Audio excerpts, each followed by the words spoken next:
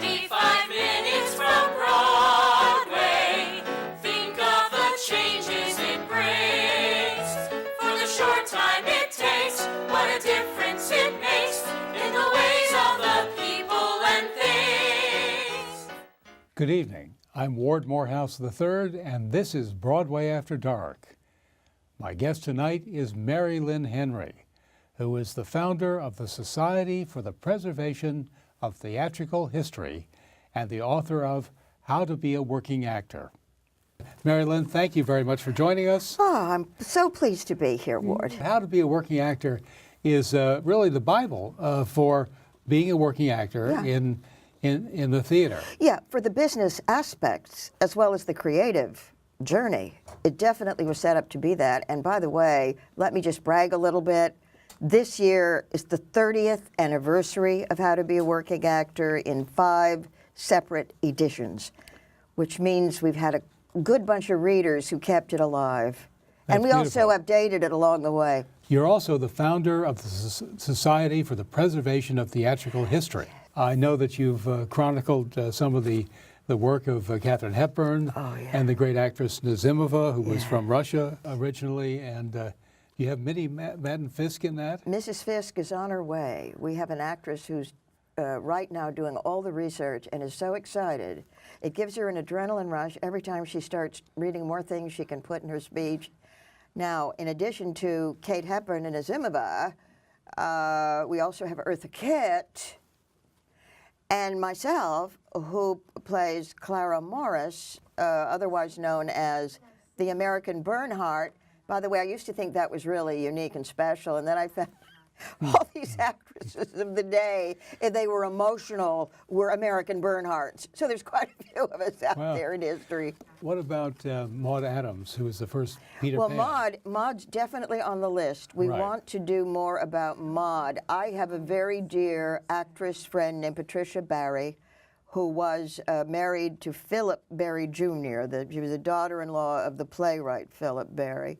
She went to Stevens College in Columbia, Missouri. And when she did, Maud Adams was on teaching faculty there. Oh, my gosh. You can imagine what that must have been like. You know, my mother went to Stevens when Maud was teaching, too, really? So maybe they must have met each other then. Know each other, yes. But Maud Adams definitely is on the list of actresses we want to do solo pieces about. We have just started our program, Stage Struck, within the last 2 years. So we still have a long way to go, and there's plenty of actresses to fill up with and write about and perform and educate. And that's what we want to do. We want to educate younger people about these people. What about someone like Jean Eagles, who was in movies later on? Jean Eagles had, of course, her biggest hit was Rain. Right. You know, Jean Eagles was one of those very sad girls who had everything going for her: beauty, talent, she made money, and then something just happened in her life emotionally, and she just died young. My father, who was a Broadway critic, as you know, Mari Lyn, was friendly with Jean Eagles. In fact, they were, I think, lovers at one time. But she wanted a place where she could get away from the crowds of Times Square and Broadway.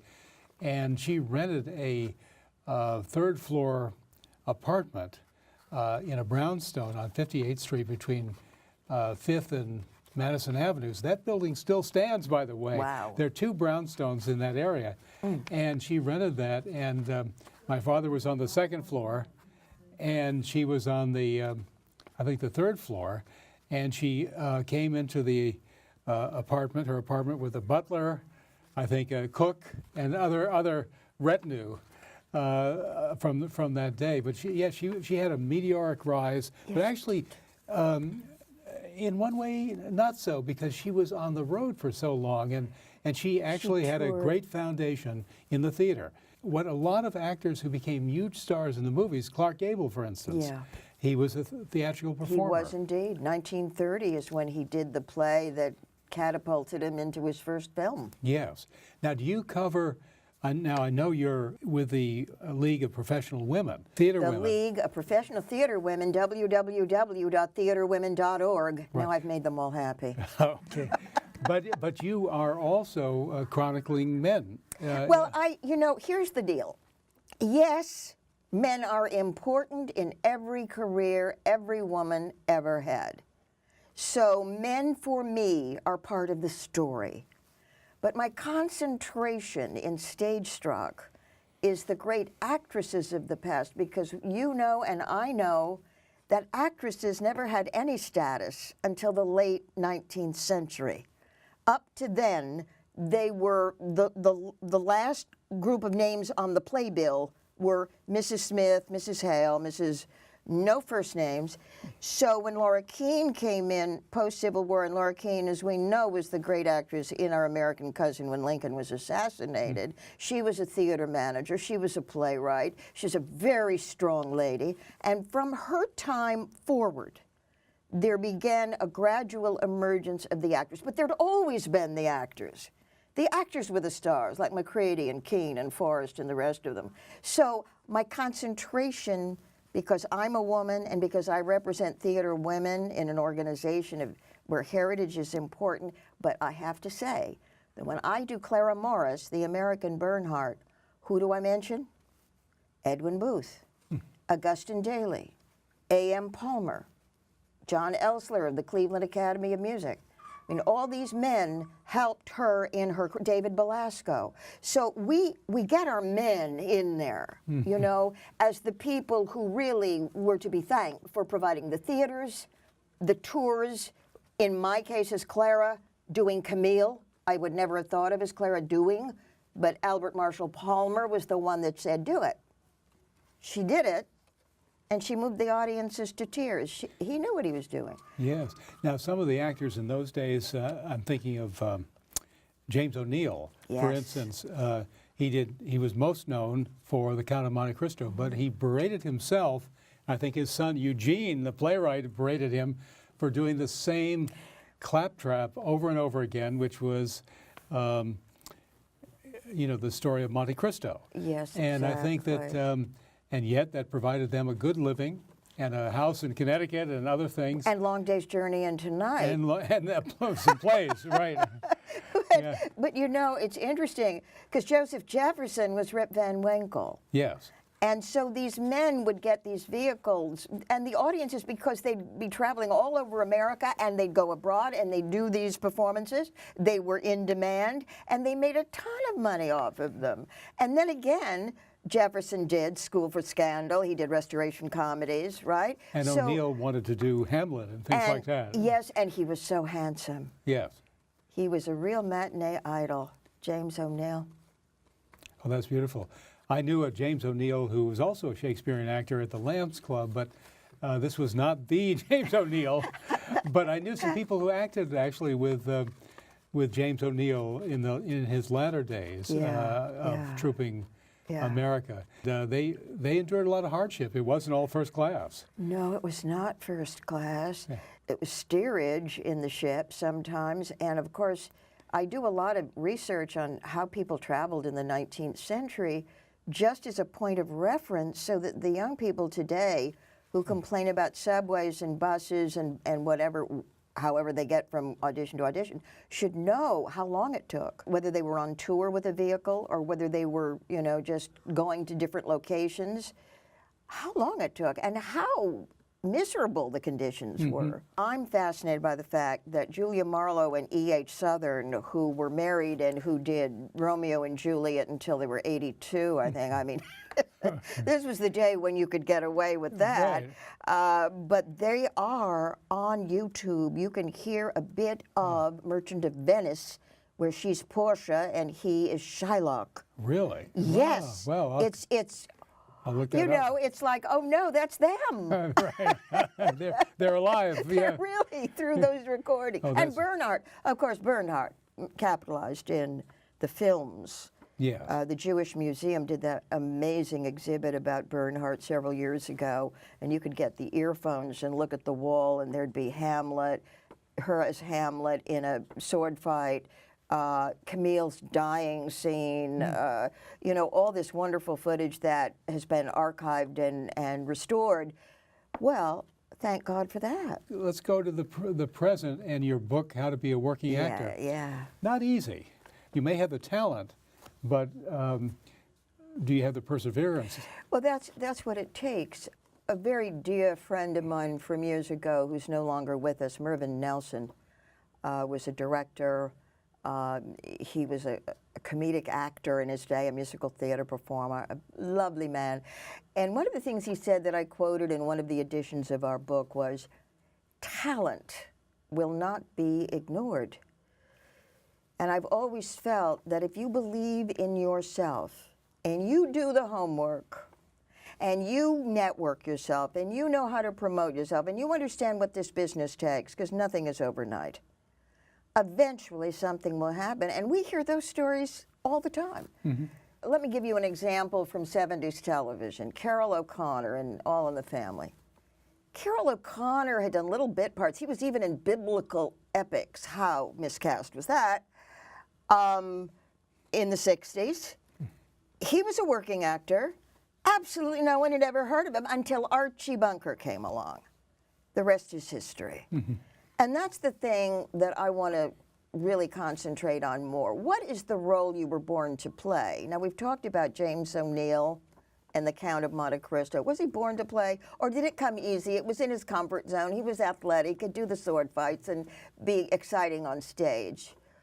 Or was it something that gave him a lot of money and gave him security for his family, and that's why he chose? He got lots of bookings that way. So today, we have more opportunities for actors than we've ever had before, but you got to go looking for it. Here's the question I get asked most of the time. In fact, a lot of these questions, and this is from 1986, mind you. It is 2016, and they're still being asked. There is no set formula. It's not like going to Schwab's and being discovered at a soda fountain, okay? The myth about Lana Turner in the days past. But I mean, I think what we have to remember here is that if you consistently are working at it, if you are consistently being seen, I don't care where it is, off, Broadway, in regional theaters, community theaters, summer theaters, somebody's going to see you and notice your talent. But then you've got to be prepared for the opportunity, and that was going around to our famous definition of luck, which is preparation married to opportunity, which we use over and over again. It's getting a little hackneyed now, but when you think about the people who find you. I worked on a talent search many years ago with the late, great Joyce Selznick, known for following pretty young girls into Tiffany's and saying, "Are you an actor?" And, you know, that's all well and good. She said, "Come see me, we're doing a talent search," and so forth. But could she act? It's not just enough for the physical, external attractiveness. Well, what about someone like Burt Lancaster? He was discovered in an elevator in New York City. But he was already been a circus performer, and then he became a great dramatic actor. He did. He grew. Yes. He evolved. Don't we see that film has recorded beginning roles and how actors get better and better with more experience. Mm-hmm. Katie Finneran, who's won 2 Tony Awards, had a great story about Tom Hanks. She was in a first film ever with Tom Hanks. Nora Ephron was directing. Oh, what a chance. And she had to walk down a path, go to a mark, and stay there. And she kept forgetting the mark. And she went a step too much, too far. And Nora Ephron, cut, this isn't working. Come on, Katie, you can do this. You're an actress. And finally, she just fell apart. She just felt like she was failing. She couldn't find that mark. So Tom Hanks went over to her and said, "Katie, here, you see that sandbag down on the floor? You can't go any further than that. Once your toe hits it, you're there." She never forgot that kindness. And I think this is why actors become actors, because it's such a community of generous people. They know when you're nervous. They know when it's the first day ever on a film. They're there to help you out, But she's also such a special talent. And so, of course, she never forgot that first lesson. Why does the general public believe that actors are are competitive first and nice second. It's sort of built. I think you know what it is for right now. I think it's the proliferation of tabloid journalism. We can't get away from it. You know, I try to watch Insider and E! And Entertainment this and that, and I'm thinking, this is such a false picture of people. Every now and then it comes up with a heartwarming story, but for the most part, right now they're doing something on Scandal because of some marriages that have broken up. Well, I mean, that's not what I want to take away with me. I want to admire the person that's on screen in some wonderful role. If they're on stage, same idea. So, you know, this is the problem right now. With competitive, yes, you have to be. What are you going to do, sit at the dance and never get up and ask anybody? Right. What about becoming a star, though, fame and fortune? Okay. Why is that unrealistic for a lot of people? Because it's a total dream. Yeah. It's a dream that people have when they're young, like me. I was raised in Northern California. I was just in love with actors, film stars. I used to cut out their soap ads. Remember when they endorsed products in magazines? But you know, the idea of being a star never occurred to me because I don't think it should be the idea. It's not about stardom at all. And if you hear Uta Hagen's words or Stella Adler's, any of the great teachers of the past, they'd say the same thing. It isn't about that. If by chance you're lucky enough that people love you enough to give you better roles and you achieve a kind of stardom, that's because you've worked hard to get there. I mean, I've met people in my office like little Sandra Bullock. I still call her little Sandra Bullock because she came to me. She was with a manager. This is years ago. Couldn't have been nicer. Just adorable, engaging, smart, pretty. And you know, you take one look at those people and you go, come on, it's a no-brainer. They're going to be something. You just know it. You know it. Because it's inside of them and because they love it. And that's the important thing. But if you go into becoming an actor, it's never wise to make the goal stardom.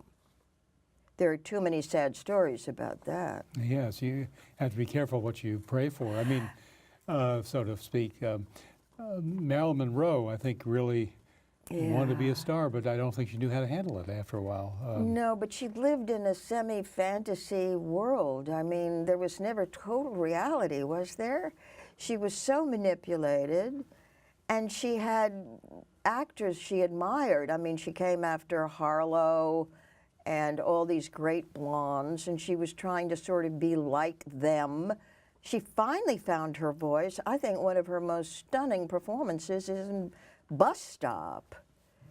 Amazing. She like shimmered and shone in that film, and it showed dimensions of her no one thought she was capable of. But then tragedy is personal, isn't it? Yes. And we don't know what goes on there. And if you're talking about Marilyn, I think that she also manipulated others. I mean, her advisors, one by one, from Milton Green on, were friends for a while, helped her, and then they were gone from her life. Well, she did test people's patience, don't you think? Yes. She was very, very needy and couldn't get over the fact of her background and her mother. Yeah. This was so hard. But when you look at her performance, I'm thinking of the Prince and the Showgirl. Yeah. She stands out and Olivier does not. Well, hello, if you put Olivier and Marilyn Monroe next to each other in a lineup, who are you looking at? Right. But it's more than that. It's really the essence of, she captures the essence of She captured the essence, but he did not like being in the same room with her. I mean, those stories are out there. Yes. You know, this great Shakespearean classical actor with the blonde pinup girl. Yes. I mean, who obviously had a huge following, and that helped get the film seen. Yes. And paid for. Yes. But she had something going on beneath the surface. But you know what, too? Isn't Isn't it the it factor? We talk about the it factor or the X factor. There's just something that you see in performers that they alone possess.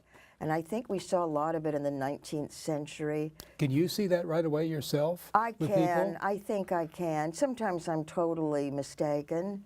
But I think there are people that I just look at them and I know. I just know that they've got something that, a heart there's a beautiful, beautiful heart inside of them and a soul inside of them, and you see it through their eyes, and they move you. They're very moving. Yes. Some people can move you after a lot of rehearsal, but what about cold readings? I teach sight reading. I don't like the word cold. First of all, you rarely get a cold reading anymore. You always have your sides in advance. You put them on tape. You send them on. It's an electronic world we're living in. Technology has changed. That's why I say about 5 editions of How to Be a Working Actor, when we started, cell phones weren't being used. I mean, really? Right. We were still faxing. We were still Xeroxing. Nobody had the equipment. Now, of course, it's so completely different. And so, as far as I'm concerned, there are so many ways you can be seen. But even if you put yourself on tape and send that tape, you've got to look great. You've got to be just right. So the cold reading idea, I think, is an old term. When I've taught sight reading, I usually give instructions about what to look for, because you'll get 15, even if you went in and I just met you today and you said, Mari Lyn, I have this script I think you're right for, here's a scene from it. Go outside, I'll give you 30 minutes to look at it, and then come back when you're ready. Mm-hmm. And that used to be what we did, and now people have to know how to look at that scene and find the signals to make it work in such a short time. I know that you have a chapter or a section about rejection, and I was told once by Hal Prince's, it's not about rejection, that often the theater is typecasting, that you're looking for a certain type. You can, I think he could tell if someone walked on stage if they were right for a part. They didn't have to open their mouths. And it wasn't just looks, it was something, that indescribable something you're talking about too. Yeah. If a director is casting a play, and I got this information, I think, very crystallized from interviewing Rob Ruggiero, Hartford, Connecticut Theater Works artistic director. He directed Valerie Harper in Looped, that was on Broadway, about Tallulah. He said to me, Mari Lyn, it isn't about the actors that come and audition for me. They're all good. They're all trained. They've had a lot of experience. But I have a vision of who I want in each role. And if those actors aren't the vision I have, then that's the way it goes. But those same actors will go in and meet another director, and they'll be in the director's vision, and then they get cast.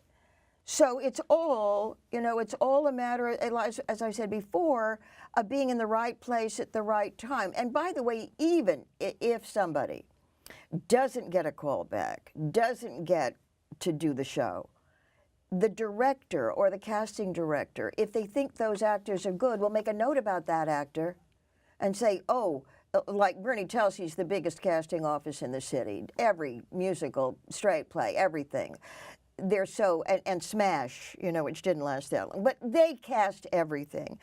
And I've heard from actors that when they walk in to see those Bernie Telsey casting directors, because of all the shows that they work on, well, you're not right for this, but I'll put you aside for this. So that, and there was a young woman who bore testimony to the fact that she thought, oh, it's another Telsey audition. I'm not even going to go. They don't want me. I've never been cast. And someone from the Telsey office called her directly and said, listen, this part is yours if you come in. You're so right for it. Persistence, again, tenacity, again, but don't give up. And one of the reasons you don't give up is you have a survival job. I know in your book you talk about saving a nest egg, so when you go to California, for instance, or Los Angeles, Hollywood, you have enough money for 9 months? For 9 months. 9 months, to right. live without risk of starving to death. Right. But this takes saving in advance, not to go out there with $3 in your jeans. That's not going to do much, or to try to just lay out in somebody's apartment who's your friend and stay there too long. You've got to have a plan. Well, what about survival jobs? So you're out there for 9 months. You go through all your money.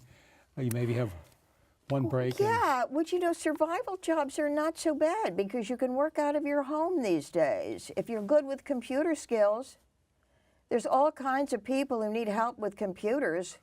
My generation in particular, we're still trying to get our hands on what is social media. You know, I don't tweet, but I know I'd probably like to learn to tweet. It's just what would I tweet and to whom would I tweet?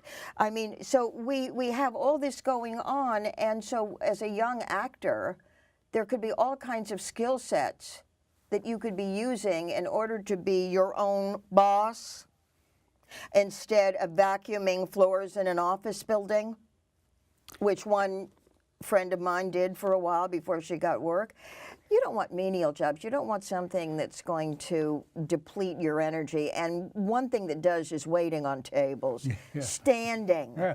I want to ask you just one last question Yes. about your favorite actress or actor of all times, and this is going to put you on the spot because can you say, or are just too many to choose from? You know, from what right you now, know. no, I mean, right now, who's my favorite actress? Kate Blanchett, without a doubt. Okay. In the current, she does theater. She has a family. Everything she picks is with class and taste. She delivers 100% or more, and I adore her. I saw her on stage in The Maids at New York City Center last summer. Oh, wow. Yes. What about people that have long gone? Of all the actors from your reservoir of theatrical history, who would you pick your favorite? You mean from the 19th century? Yes, 19th century, yes. Oh, That's a that, because there are so many. But I will say this, if I could have met any one, it would have been Dusa, without a doubt. yes. Because all the actors loved Dusa. Le Gallienne loved Dusa. Bernhardt was not the same. She was kind of competitive with Dusa, but she admired and respected her. And today's system of naturalistic or realistic acting really came from Dusa. Wow, wow. So I see a one-woman show in the making here. Oh, I'm working on a lot of stuff. You can, and well, thank you, Mari Lyn Henry, founder of the Society for the Preservation of Theatrical History and the author of How to Be a Working Actor. Thank you for watching Broadway After Dark. Good night.